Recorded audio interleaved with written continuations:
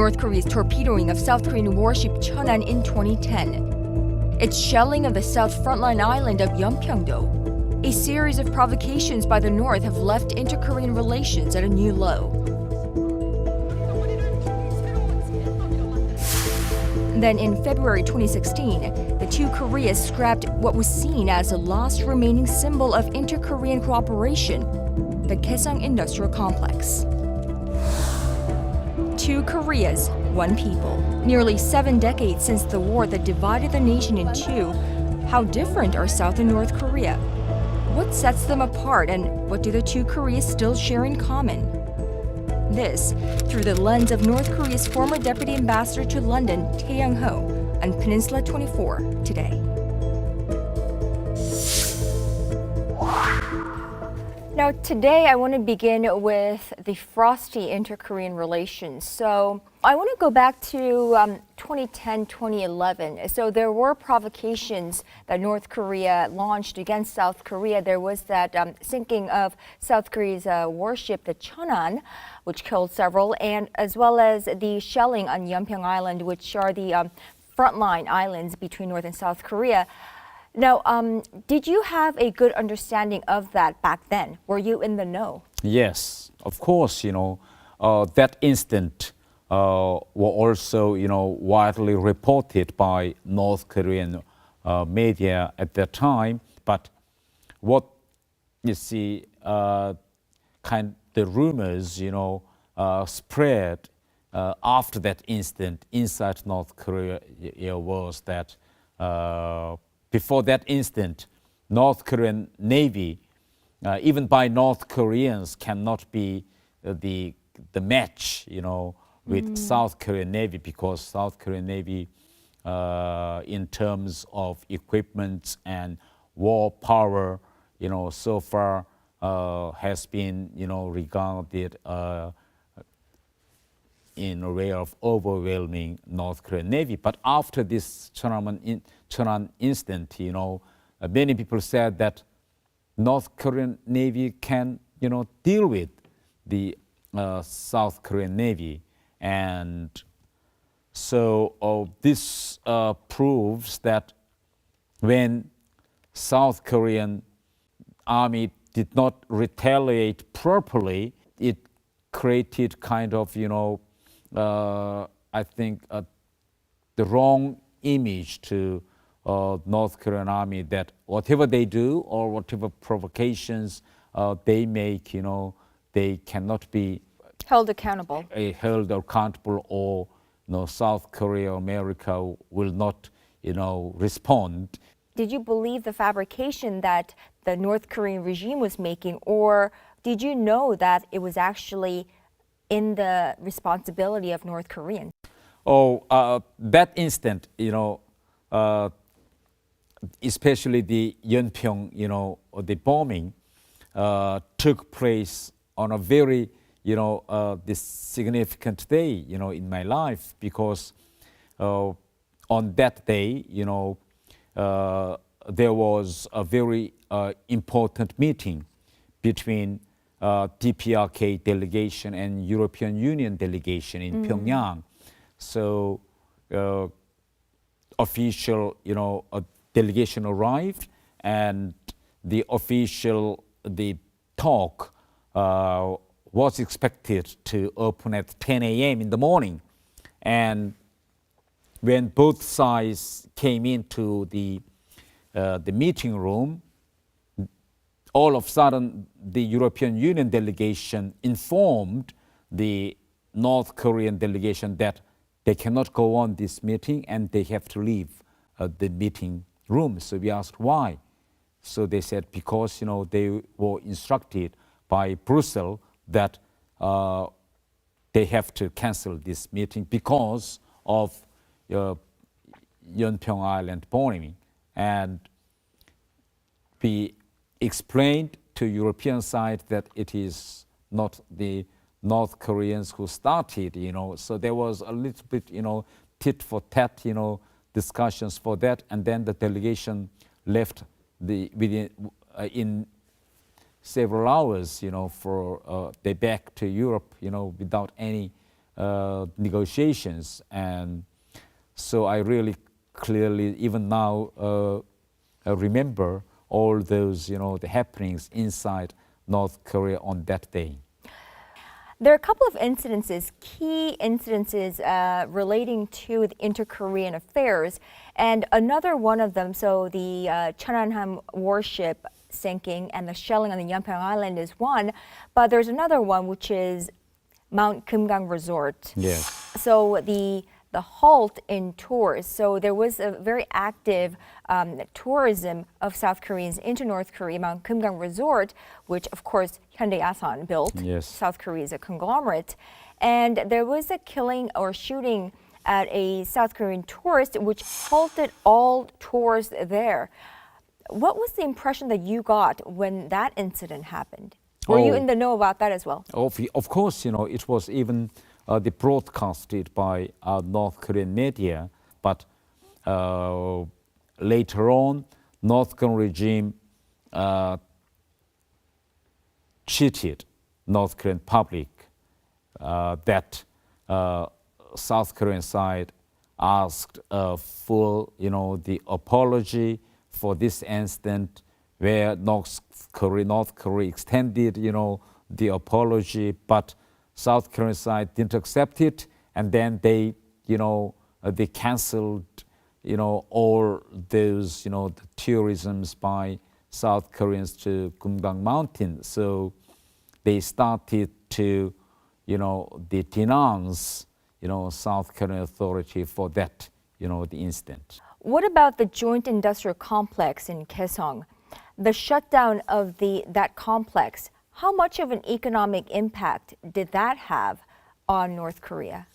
Oh, it has really great impact on North Korea. First, the Kaesong city, which is the border city with military demarcation line, used to be a city of low income because there is no any industry in Kaesong, and especially the people in Kaesong didn't have proper jobs before this Kaesong complex. But when this Kaesong complex opened, more than 50,000 of citizens of Kaesong City worked. So, for instance, in one family, if one people of the family work in Kaesong City, then one can feed the rest of family if it is 4 or 5, the household. So as far as Kaesong is concerned, the Kaesong complex was the main, resource for survival. And also every, the month, Kaesong, complex used to be a kind of, the resource to creating a lot of hard currency. I think more than 10 million US dollars in cash to Kim Jong-un regime. No, so Kaesong Industrial Complex was recognized as the only remaining linchpin of inter-Korean relations. In fact, that was the only channel of communication between South Korea and North Korea. And since the shutdown of the complex, in fact, there is absolutely no communication between the two Koreas, no official routes. Would you say that the resumption of operation at the Kaesong Industrial Complex is one that's preferable for South Korea? The most important thing is not whether we should resume Kaesong Complex or not. I think the most important issue, is how. I am strongly believing that we should, if Kaesong Complex is resumed, then I think we should resume it in a new and, the different way from what it used to be. So, for instance, in the past, the pay of the workers, were not done directly to the workers. The workers' salary went to North Korean authority in cash. So workers didn't know how much they were paid. But actually, this I think this is really a violation of human rights. For instance, I think as a human being, everyone, no matter where he lives, in South or North, is entitled to the right of the payment for his labor. And the second thing is that on what the condition we should resume it, because Kaesong complex was shut down because of the North Korea's nuclear test. Before the shutdown of Kaesong complex, the world and South Korea government did not, teach a good lesson to North Korean regime. So in the past, the North Korea's history of provocations always brought a certain, the payment, and also compensation. But this time, we should teach North Korean regime that their policy of provocation would not be paid anyway. Now, so there are different views about South Korea's policy vis-a-vis North Korea. So far, we've had about a decade of hardline policy against North Korea. And there are talks that perhaps it's time now to try out the dialogue route once again, the dialogue card. Perhaps we will be able to better our ties with North Korea should we open up to negotiations and really discuss with them on how to proceed from here on forth. What are your thoughts on that? I think, we have to make very clear to Kim Jong-un regime, because Kim Jong-un regime, and also his father's regime, North Korean regime, has violated its commitments on nuclear issues several times. For instance, it's violated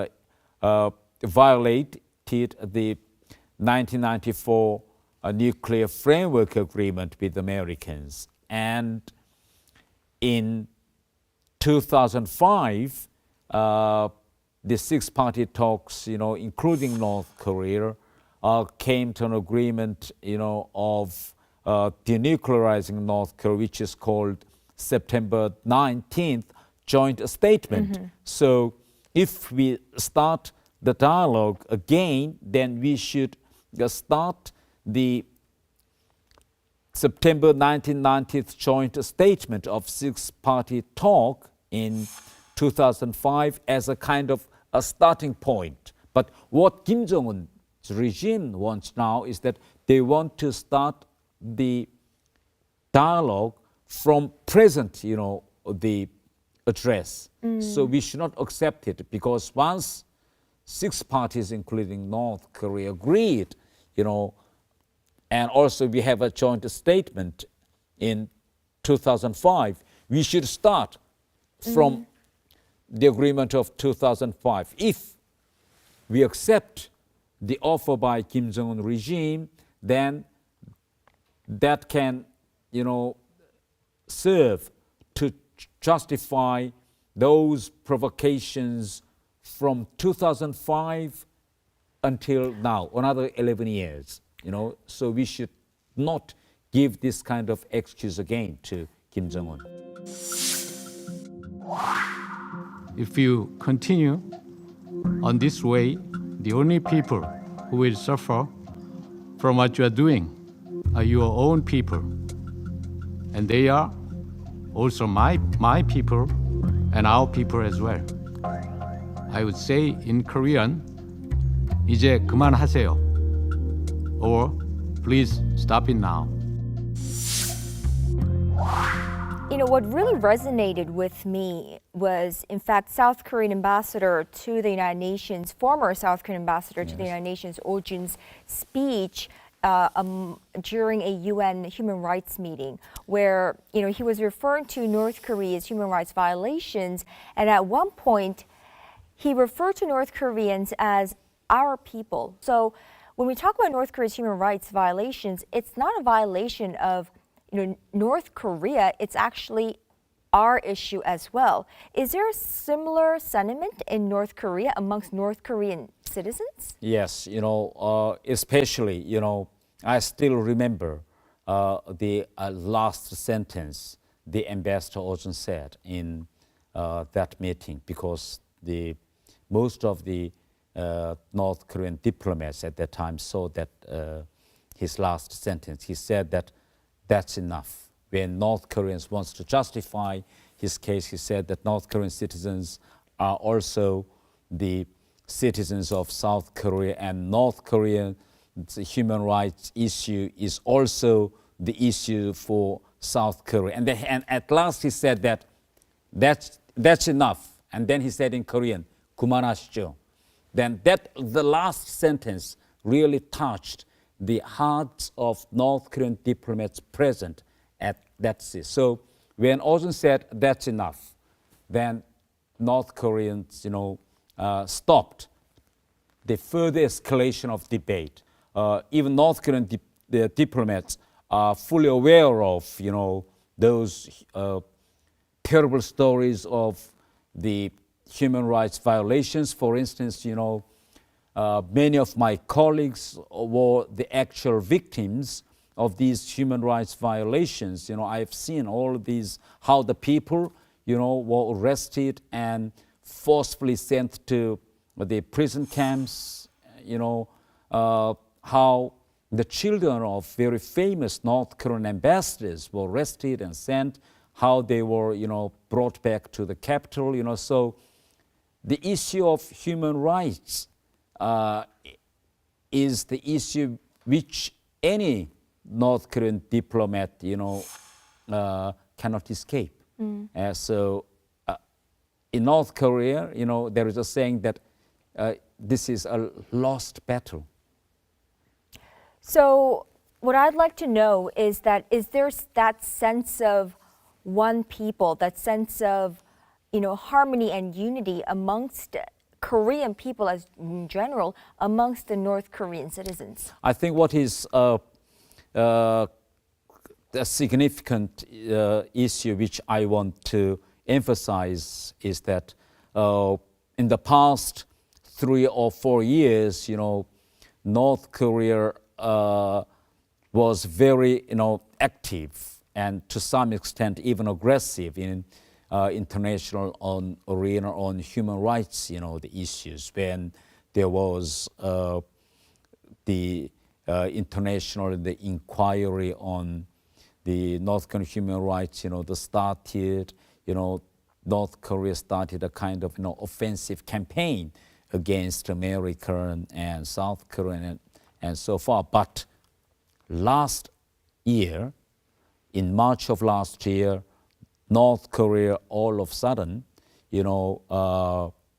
gave up a kind of, the final ballot of human rights vote in Geneva Human Rights Council, and in United Nations meeting last December, North Korea also, decided to give up, the final vote on that human rights resolution. So those 2 important human rights resolutions were adopted in Geneva and in New York last year without any vote.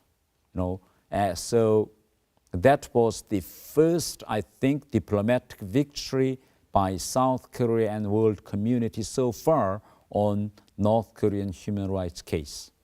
South Korea, of course, under various administrations, depending on their I suppose, characters or their beliefs, have had opposing or different policies vis-a-vis North Korea. I remember there were times even from the North Korean regime, there was once a time where they were advocating one Korea, so in terms of like sports diplomacy, so there are more interactions between the 2 Koreas. And then came a period where there was a shut-off of that. How does it differ? So obviously it doesn't differ by administrations like South Korea because they're not elected, it's forever Kim family. Why do these policies differ at different times in North Korea? Oh, actually, there is no any a difference in North Korean policy towards South Korea. So far, North Korea has been ruled, by one family, by Kim family, Kim dynasty, and it was one-party system.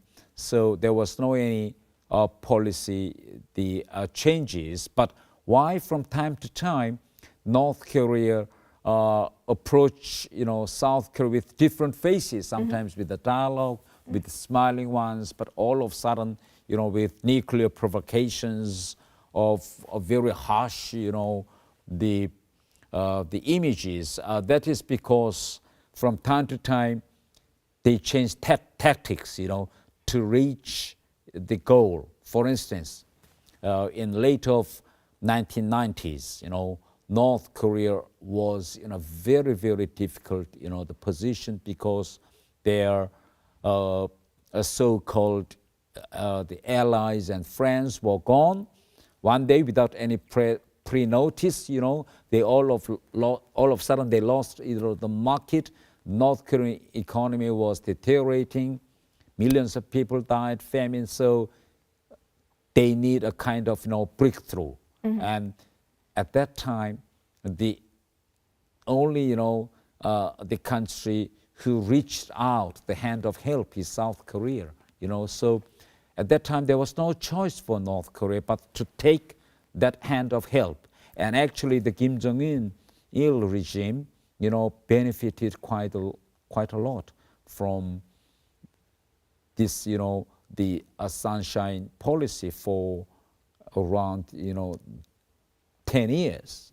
So whenever North Korea wants to approach with a peaceful and smiling face towards South, that means they are in really difficulty, or in crisis.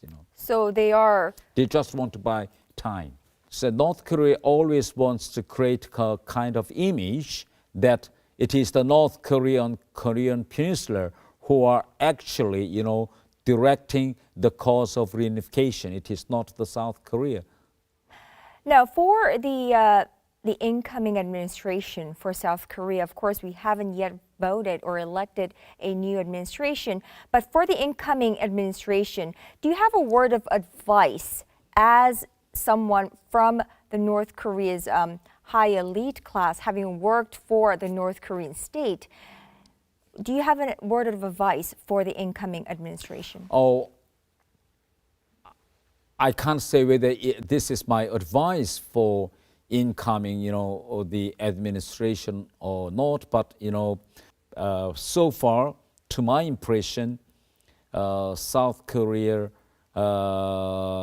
is not a kind of the country with possible predictions.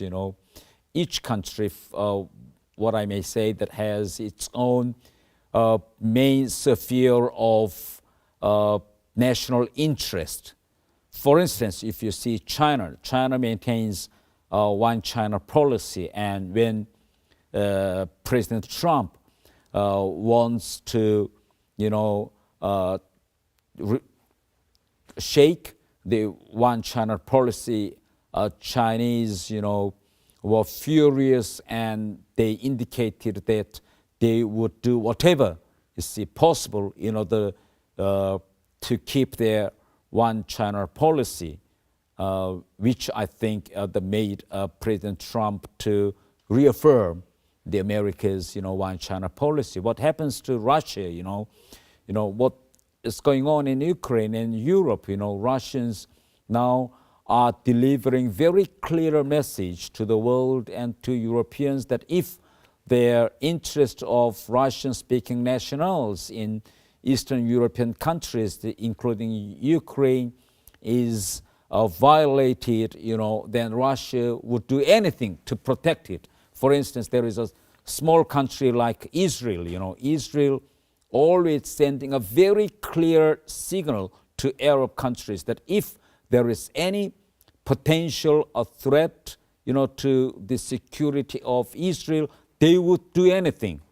You see, Israel always is saying that they don't mind international law or whatever. They can do anything in order to protect its people. So I think now South Korea also should send a very clear message, not only to North Korea, but also to those neighboring countries, that South Korea is ready to do anything in order to protect its interest and its people. That is the way to change South Korea as a country, with predictions. All right, well, thank you so much for your insights and your thoughts into the state of inter-Korean relations. Thank you. You've done a good job, and thank you very much for your hard work.